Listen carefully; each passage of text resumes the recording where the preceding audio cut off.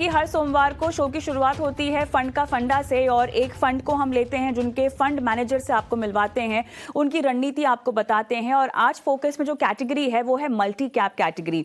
इस कैटेगरी में एक समान large cap, mid cap, small cap में जो है फंड मैनेजर को निवेश करना होता है। ये सेबी ने बदलाव करके 25% तक की इनको इजाजत दी है। उससे पहले मल्टी कैप कैटेगरी काफी कुछ फ्लेक्सी कैप की तरह हुआ करती थी, लेकिन मल्टी कैप में अब कहां किस तरह के मौके हैं और बतौर फंड मैनेजर्स किस तरह के स्टॉक पिकिंग पर फोकस कर रहे हैं, मल्टी कैप में कैसे डाइवर्सिफिकेशन का एक जो पर्पस होता है आपके पोर्टफोलियो में वो पूरा हो सकता है। तमाम डिटेल्स और साथ ही मल्टी कैप फंड पर भी बात करते हैं। Ankit Jain, fund manager, Mirae asset investment managers हमारे साथ जुड़ गए हैं। अंकित, स्वागत है आपका हमारी इस पेशकश में। आप इस फंड हाउस के मल्टी कैप फंड को देखते हैं, लेकिन मैं आपकी फंड के स्पेसिफिक में जाऊं उससे पहले अंकित, थोड़ा सा इस कैटेगरी के बारे में हम बात करते हैं। फ्लेक्सी कैप से बहुत अलग यहाँ पर आपको लार्ज, मिड, स्मॉल तीनों मार्केट कैप का जो है एक्सपोजर मिलता है और सीमित और तय मात्रा में आपको जो है एक फोकस मिलता है। जिस तरह से हमने आपका तो फंड मेरे ख्याल से अगस्त इस साल लॉन्च हुआ है, लेकिन अगर मैं ओवरऑल साल में इस कैटेगरी की परफॉर्मेंस समझना चाहूँ अंकित, तो मुझे बताइए कि कैटेगरी ने किस तरह से परफॉर्म किया है।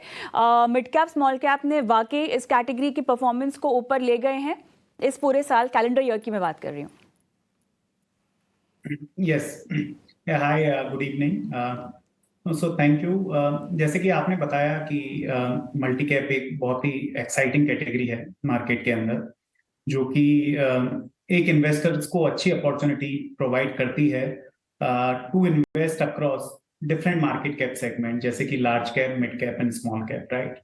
जैसे कि आपने बताया कि large cap is around, let's say, 40-45% in this category on an average.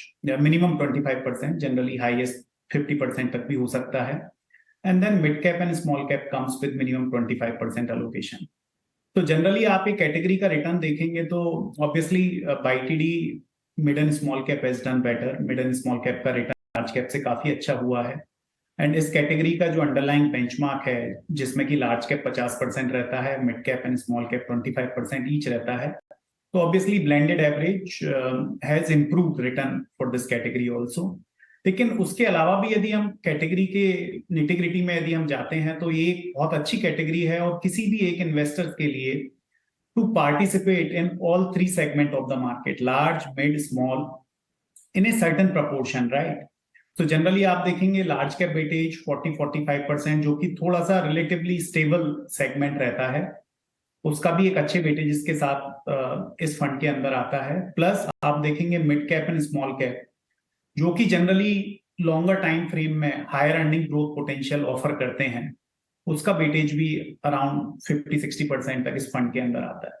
तो दोनों का अच्छा ब्लेंडेड एवरेज इस फंड के अंदर, एक सिंगल प्रोडक्ट के अंदर, जनरली आई थिंक काफी सारे investors from risk and return point of view, I think it suits very very perfectly. And एक साइड में आप देखेंगे तो generally large cap do offer stability to the fund returns, provide lower sort of volatility, थोड़ा उतार चढ़ाव कम होता है लार्ज कैप का एक रिसेंट एलोकेशन की वजह से। बाकी at the same time I think mid cap and small cap का भी एक अच्छा लोकेशन होने की वजह से ओवर लॉन्गर टर्म एक investor to benefit because of better earning growth, अच्छी अर्निंग ग्रोथ की वजह से। तो ये बात आपकी बिल्कुल सही है, तो ये बात आपकी बिल्कुल सही है कि तय मात्रा में हमको लार्ज, मिड और स्मॉल कैप में एक्सपोजर मिल जाता है, लेकिन जब कमाई की बात आती है तो काफ़ी कुछ फंड मैनेजर्स की चुनाव पर निर्भर करता है कि उन्होंने किस तरह का पोर्टफोलियो बनाया है, किस तरह का स्टॉक पोर्टफोलियो बनाया है, सेक्टर पोर्टफोलियो बनाया है। मिरा एसेट का जो मल्टी कैप फंड है जो आप संभालते हैं, अब इसमें मुझे बताइए कि खासतौर से मिड और स्मॉल कैप की अगर मैं बात करूँ तो आपने किस तरह के क्षेत्रों को तवज्जो दी है, और जहां तक क्योंकि मिड कैप और स्मॉल कैप का जो यूनिवर्स होता है वो बड़ा भी होता है, तो इसमें एक फंड मैनेजर के अनुभव, उनकी एक्सपर्टीज का भी फायदा उन्हें दिखाने का मौका मिलता है और अल्फा कमा कर देने का मौका मिलता है निवेशकों को। मिड कैप, स्मॉल कैप में आपने किन क्षेत्रों पर फोकस किया है? यस, ये आपने बिल्कुल सही बोला कि mid cap and small cap के अंदर bottom up stock picking matters quite a lot. मतलब एक टॉप डाउन सेक्टर एलोकेशन एक अपनी जगह पर है, लेकिन जिस तरह से आप शेयर्स का चुनाव करते हैं, आई थिंक वो काफी इंपॉर्टेंट होता है। एज फार एज आप मेरे एसेट मल्टी कैप के बारे में बात करेंगे तो हम कुछ एक सेक्टर्स में काफी ओवरवेट हैं, जैसे फाइनेंशियल्स हुआ, कंज्यूमर डिस्क्रिशनरी एक सेक्टर हुआ, इसके अलावा हेल्थ केयर फार्मा सेक्टर हुआ, also utility as a sector, and कुछ एक इंटरनेट बिजनेसेस जैसे new age businesses. I think ये सब सारे 4-5 सेक्टर्स में हम काफी पॉजिटिव हैं। एंड जो सेक्टर्स में हम अंडरवेट हैं वो सेक्टर्स हैं जैसे आईटी सेक्टर हुआ, एफएमसीजी हुआ, capital goods. I think some of these sectors हम अंडरवेट हैं क्योंकि हमको लगता है कि risk return over medium term जो सेक्टर्स में, जैसे मैंने पहले बताया, आई थिंक उनमें थोड़ा ज्यादा बेहतर है, and that's why I think हम वहां पर ज्यादा पॉजिटिव हैं। इंक्रीमेंटली कुछ एक sectors like logistics, cement, I think those are offering I think good value, और जो कि particularly mid and small cap segment जैसे आपने डिस्कस किया, उनके अंदर I think logistics cement sector is offering I think good value, and incrementally we are allocating. ये बताइए, आपने जो सेक्टर एलोकेशन बताया, financial, health care, automobile, technology, automobile और टेक्नोलॉजी को लेकर इन दो क्षेत्रों में आप, हालांकि आपके टॉप 5 क्षेत्रों में ही नाम है इनका, लेकिन कोई खास वजह आपने एक्सपोजर लगभग 6.5% तक सीमित रखा है? Yes, so see, automobile, I think as a sector अभी भी volume growth I think pre Covid और अभी यदि हम कंपेयर करें across different segment, 2 wheeler, 4 wheeler, commercial vehicle, I think volume growth is still सब पार, काफी कम है। मतलब जो उसका long term trend line growth है रियल जीडीपी के कंपैरिजन में, पिछले 4-5 साल का ग्रोथ यदि हम उठा के देखेंगे तो अभी भी वो रियल जीडीपी ग्रोथ कैगर से कम है। तो हमको लगता है कि यहाँ से भी आई थिंक वॉल्यूम ग्रोथ काफी अच्छा होना चाहिए। तो that is one thing. And second, जैसे आपको पता है कि ये साल में आई थिंक काफी कुछ अर्निंग्स ग्रोथ इसलिए भी आया है कि कमोडिटी प्राइसेस काफी नीचे हैं ये साल, and which has help margin expansion. तो आई थिंक उसकी वजह से भी earnings growth profile particularly auto sector की काफी अच्छी है, और वो हमको लगता है कि मे बी शायद आगे आने वाले 1-2 साल में और भी रहे। एंड उस कॉन्टेक्स्ट में आई थिंक वैल्यूएशंस अभी भी ठीक हैं। आईटी सेक्टर की यदि हम बात करें तो हमारा सेक्टर कॉल अंडरवेट है, बिकॉज ग्लोबली आई थिंक अभी भी बिकॉज ऑफ बहुत ज्यादा इंटरेस्ट रेट की वजह से डिमांड सिनेरियो अभी भी थोड़ा सॉफ्ट है, एंड उसकी वजह से आई थिंक ग्रोथ आउटलुक पे अभी भी थोड़े से क्वेश्चन मार्क हैं। हालांकि लॉन्ग टर्म में यदि हम देखें तो इंडियन कंपनीज के बिजनेस मॉडल काफी रिजिलियंट हैं आईटी सेक्टर के अंदर, and time and again I think ये कंपनियों ने बताया है कि एक बेहतर प्रॉफिटेबिलिटी के साथ, एक बेहतर कैश फ्लो कन्वर्जन के साथ कैसे आगे ग्रो करना है। तो आई थिंक एक थोड़े से वैल्यूएशन करेक्शन के बाद शायद आईटी सेक्टर भी थोड़ा इंटरेस्टिंग लगने लग जाए, पर अभी आज की तारीख में जो वैल्यूएशन है और जो डिमांड प्रोस्पेक्ट है उसके हिसाब से हम थोड़ा अंडरवेट हैं इस सेक्टर पर। वैल्यूएशन कंफर्टेबल होने के बाद आईटी क्षेत्र आपको लगता है कंफर्टेबल होगा, लेकिन जो टॉप 5 क्षेत्र मैंने यहाँ बताया जो जिसमें आपका एक्सपोजर है, इसमें से कितना कुछ मिड कैप में है, कितना कुछ स्मॉल कैप में, थोड़ी वो क्लैरिटी दे पाएंगे आप?